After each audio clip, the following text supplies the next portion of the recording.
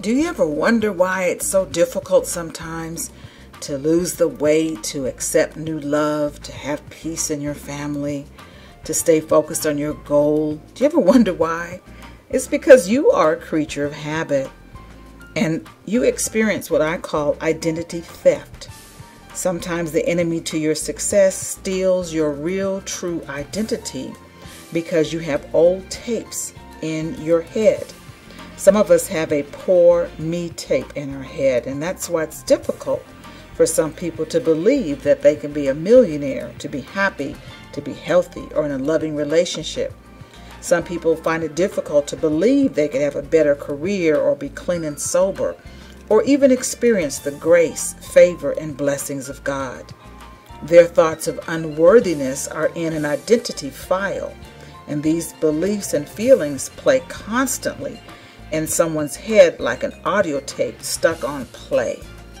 The thoughts continuously just loop around and around and around.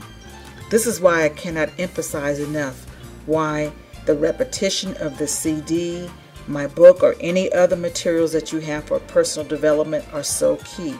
It's going to take repetition before your mind will allow new information. You see, when you're sick and tired of being sick and tired and broke, addicted, lost, lonely, angry, depressed, and stressed, you have to ask yourself, am I willing to dedicate my time and efforts to my growth? Am I willing to review it and have the repetition? Let me give you an example. If you knock on someone's door one time and you leave because no one answered the door, that doesn't mean no one was there. Maybe they didn't want to let you in. I've certainly done that before. I heard a knock on the door, but I didn't want a stranger to enter, so I didn't open the door. Well, reading my books and listening to this message, one time is not enough. Knocking on the door of your ego and subconscious, one time is not enough.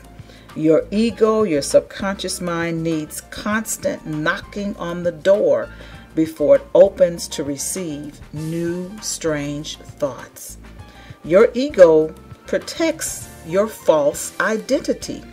Maybe your false identity is being a loser, the addict, the shy one, the troublemaker, the martyr, the failure, the struggling poor one, the victim, the fat one, the ugly one, the stupid one, the workaholic, the superwoman, the sick one, the enforcer, the rescuer, the wild child, the saint, the perfectionist, the passive or superior one.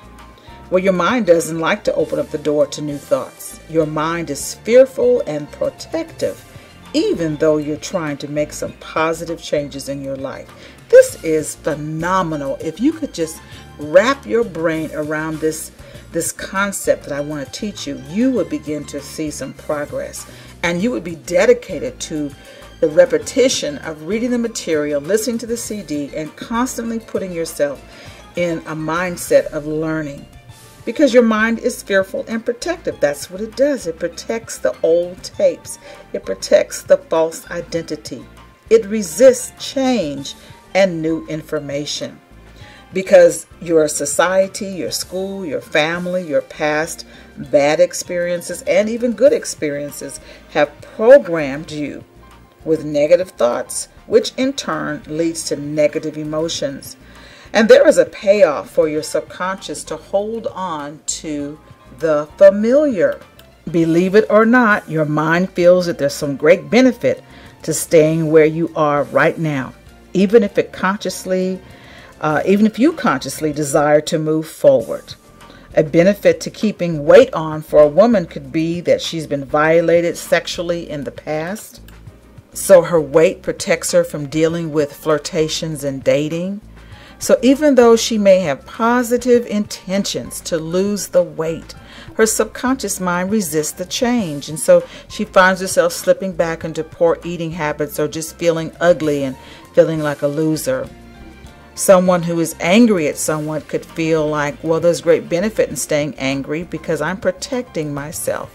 And so even though you may have positive intentions to have a peaceful life, your subconscious mind may want to hold on to the anger.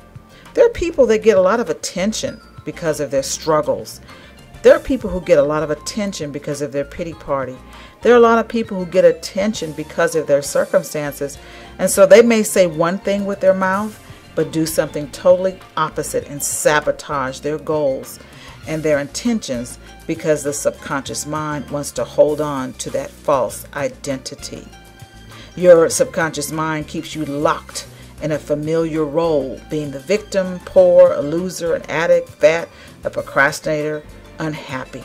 A new goal, it challenges your subconscious mind to believe that you could be more and do more. And yes, you can be more and do more. If you want to learn a new task, if you want to be more, do more, eat differently, let go of anger and bitterness, start your business or travel someplace new, you've got to push past the resistance in your mind that will prompt you to want to quit. Don't quit. Stick with your goals. The main thing is for you to keep the main thing the main thing. You literally can rewire your brain. Your possibilities are limitless. People around you are going to respond to your tenacity and to your faith.